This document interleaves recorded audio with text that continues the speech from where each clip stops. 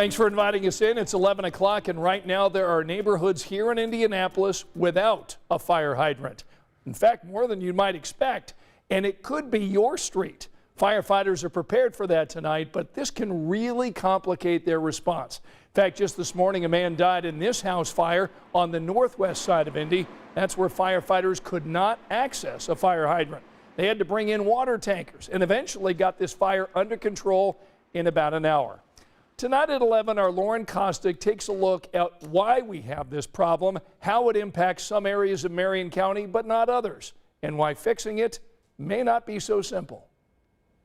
Tuesday morning, Indianapolis firefighters ran into quite the challenge battling a deadly blaze here on King Avenue. That's because there are no fire hydrants nearby. And it turns out there are several other pockets around the city with the same issue. I woke up to a whole loud noises. Tuesday morning, flames lit up this northwest side neighborhood. Command from order squad. Multiple tanker trucks were called in to help create a water supply for crews, something that can be time-consuming and taxing. Within an hour, the fire was under control. But during the initial search, firefighters found an older man dead inside.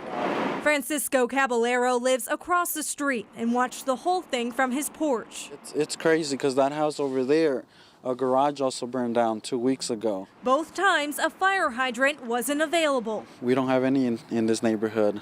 This map shows every hydrant in Marion County, each one represented by a red dot. Some areas are packed while others are empty. A closer look at King Avenue shows the closest hydrant is on Michigan Road. Citizens Energy Group says that's because there are no water mains in the area. Instead, the original developer installed wells, something neighbors are shocked hasn't changed over the decades. It's a pretty big neighborhood not to have fire hydrants or any kind of water. To switch over, Citizens Energy says neighbors would have to contact them to determine a plan and a cost, and that can be pricey.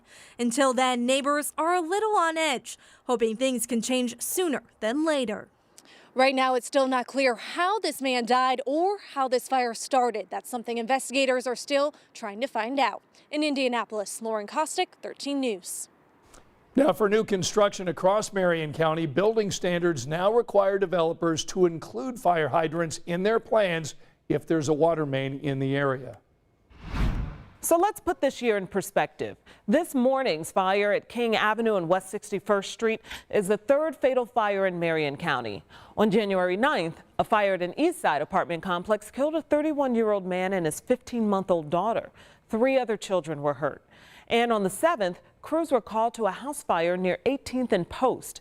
A 70-year-old man who was pulled from the home died at the hospital. The Indiana Department of Homeland Security tracks fatal fires. And in 2021 and 2022, Marion County saw 4 deadly house fires per year. That's compared to the 3 we've already seen in 2023. And we're only 17 days into January.